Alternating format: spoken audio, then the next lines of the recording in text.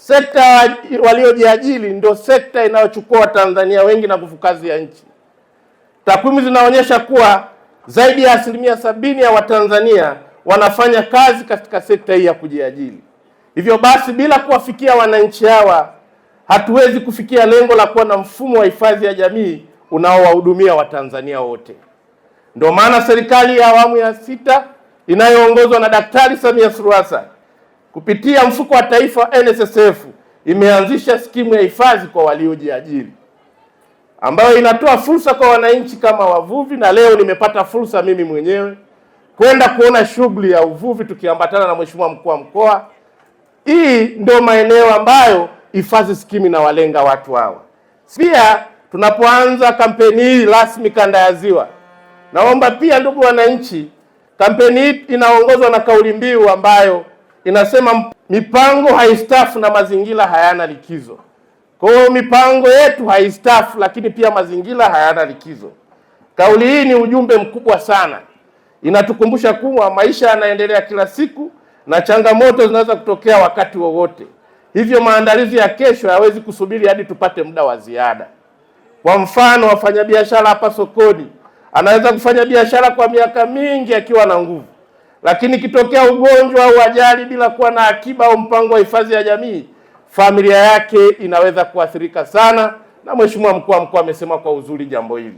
Ndugu wananchi, mtu ukiwa umejiunga na NSSF na unachangia mara kwa mara, anakuwa na uhakika wa matibabu, msaada wakati wa matatizo na kipato cha uzeeni. Hivyo hifadhi ya jamii ni bima ya maisha ya baadaye. Kwa tunapochangia, mjue unajiwekea bima kwa ajili ya maisha yako ya baadaye. Ndugu wananchi, kama alivyosema hapa, uchangiaji wa skimu hii unaanza na kiwango cha chini 30,000 kwa mwezi, ambao unaweza ukachanga kidogo kidogo, lakini kuna 52,200 nayo kwa mwezi unaweza kuchangia, na ndani hapa unapata pia fao la matibabu.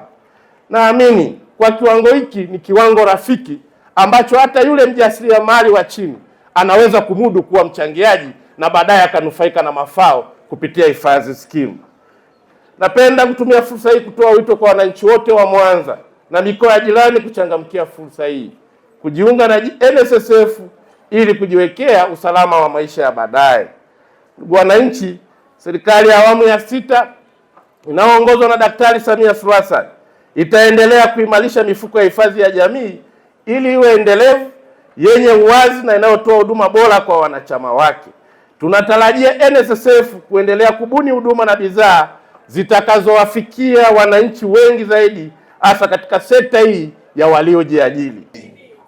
Tunapoambia watu umuhimu wa haya mambo, kwanza wanaona ni muda mrefu kuchangia miaka 15, lakini nataka niwaambie wananchi, usiku wa deni hauchelewi kucha. Leo unaweza ukaona miaka 15 ni mingi, lakini nimetoa mfano wa namna nilivyoanza mwaka 2010 na miaka 15 imekatika kama upepo. Kwa hiyo ninawashawishi ndugu zangu wote ambao mnanisikiliza kuona umuhimu na kuweka tabia ya kuhifadhi fedha. Hupotezi, unaweka akiba yako. Lakini niliwaambia siku moja kwamba faida za muda mfupi ni pamoja na kupata matibabu. Ukiwa na matatizo, umefiwa, utapata msaada.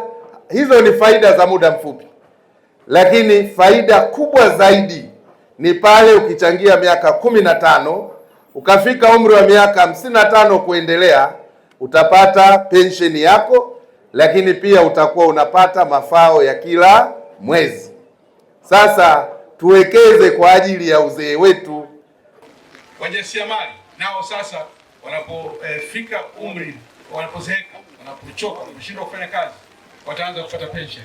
Lakini pia watakapoumia wakashindwa kurudi kazini, watapata pension. Wajasiriamali hawa wana familia, pale ambapo watafariki watoto wao, sio inakuwa ndio mwisho wa hadithi ya kusoma. Wataendelea kusoma kwa sababu mfuko wa NSSF chini ya hifadhi skimu upo kwa ajili yao. Sasa haya ndio mambo mazuri ambayo tumewaletea wananchi wa Mwanza. Kama nilivyosema, ni jambo la ambalo linaanza sasa katika historia ya nchi yetu. Huko nyuma halikuwepo kwa sababu ya changamoto kadhaa ambazo zilikuwepo, ikiwa ni pamoja na jinsi ambavyo serikali ilikuwa inaangalia kuwahusisha wajasiriamali katika mpango wa kuchangia. Nikitoa tu mfano, kwa mfano wajasiriamali huwezi kuwaambia wachangie kila mwezi kwa sababu vipato vyao wakati mwingine vinakuwa ni vya msimu. Kwa hiyo tumeweka mpango rafiki ambapo wajasiriamali wanaweza kuchangia hata kwa siku, kwa wiki, kwa miezi miwili, kwa miezi mitatu, kwa miezi sita mpaka mwaka ili tu kila mjasiriamali ambaye anaweza kuchangia mwenye kipato aingie katika mpango huu, Mheshimiwa mgeni rasmi. Na tunafanya hivyo kwa kutambua kwamba swala la hifadhi ya jamii ni muhimu ili tuweze kuendelea. Ndugu zangu, tunataka maisha ya Tanzania yaboreke. Tunataka Nashe Mshomba siku akifika umri asiweze tena kufanya kazi, asitegemee ndugu zake, asitegemee watu wengine ambao siku hizi hawako kumsaidia. Basi mfuko wa taifa ya hifadhi ya jamii uwepo kwa ajili yake. Tunataka mtu ukipata ulemavu uweze kusaidiwa na NSSF. Tunataka ukiugua sio uanze kuchangisha kila mahali. Wanachama wa hifadhi scheme tumejiunga tangu mwaka 2015 na tumepata manufaa mengi sana, na nashauri jamii na watu wengine wakiwa wananisikia waone kama hii hifadhi scheme ni jambo ambalo kutoa sehemu moja kwenda sehemu nyingine. Kwenye hii hifadhi tunapata huduma zifuatazo. Tunapata huduma ya matibabu na tunapata huduma ya mazishi, msaada wa mazishi. Miongoni mwa sisi kama hapa mwanzo tulikuwa tunatengeneza vikundi ili kusaidiane kwa ajili ya mtu kupata tatizo, lakini kwa kupitia hifadhi scheme watu wanaweza kupata huduma iliyo bora na safi na ya kukidhi yale mazishi. Kwa hiyo niseme kwa kupitia hifadhi scheme nilikuwa naomba wananchi wote, hasa wana Mwaroni na wafanyabiashara, wajitahidi kujiunga na waone umuhimu wa hifadhi scheme, na ni barua wafanyabiashara wote waone kama hii ni kitu muhimu, wajiunge na bima, wajiunge na NSSF hifadhi scheme ili wapate hizo huduma ambazo wanazitoa. Na mimi niseme ni miongoni mwa wanufaika ambao tunapata matibabu kupitia hifadhi scheme.